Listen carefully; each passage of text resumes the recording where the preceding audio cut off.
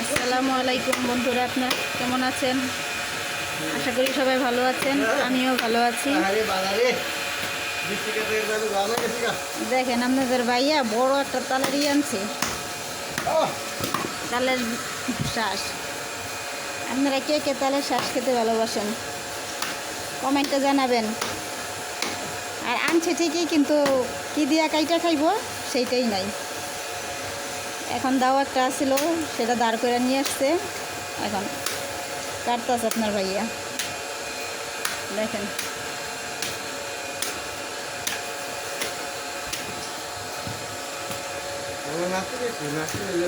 নাই, ছোট বোন বেড়াইতে গেছে গা, ঘুরতে গেছে গা। তালের শ্বাস একটু নরমটাই খেতে ভালো লাগে, এটা একটু শক্ত হয়ে গেছে, দেখতে ছোট দেখা যায় কিন্তু অনেক বাড়তি হয়ে গেছে। এটা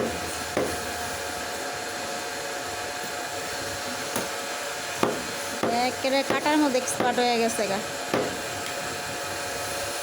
তালের বিচির দোকান দিতে হইব।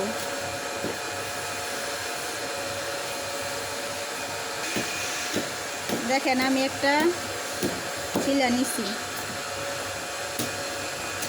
কি শক্ত, বাড়তি হয়ে গেছে।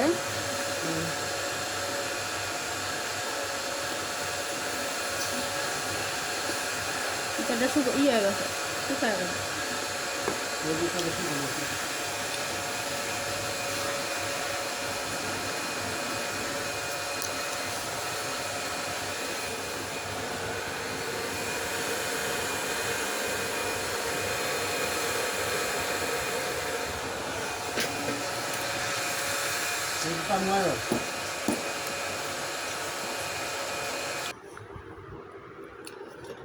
কালকে গাছ থেকে পেঁপে পাড়ছিলাম,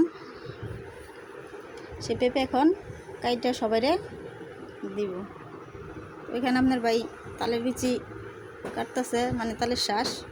কে কোনখান থেকে কী বলেন তা জানি না, আমরা ছোটোবেলা থেকে বিচি বলছি, তালের বিচি। তো এই যে পেঁপে,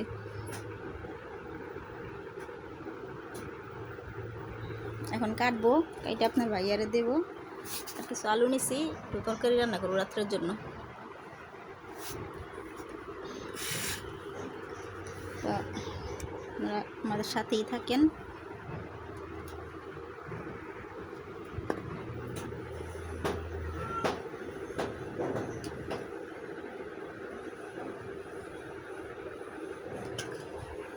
দেখেন পেঁপেটা কত সুন্দর বেরিয়েছে। পেঁপেটা কিন্তু অনেক মজা, মিষ্টি।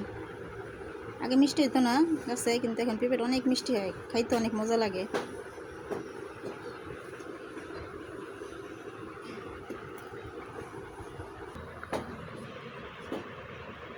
দেখেন আল্লাহ তাআলার কি নিয়ামত, এত সুন্দর ফল আল্লাহ তৈরি করছে মানুষের জন্য, কিন্তু আমরা আল্লাহকে তার জন্য শুকরিয়া আদায় করি না।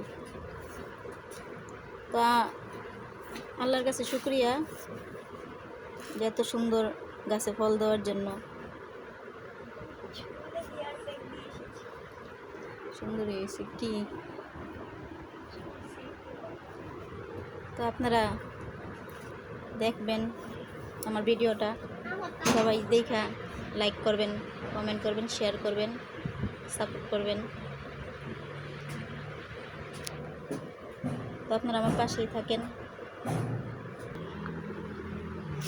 আমার আলু কাটা শেষ,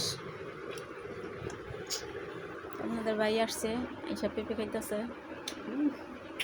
পেঁপে এইটা দিছি, হ্যাঁ খুব মজা হয়েছে।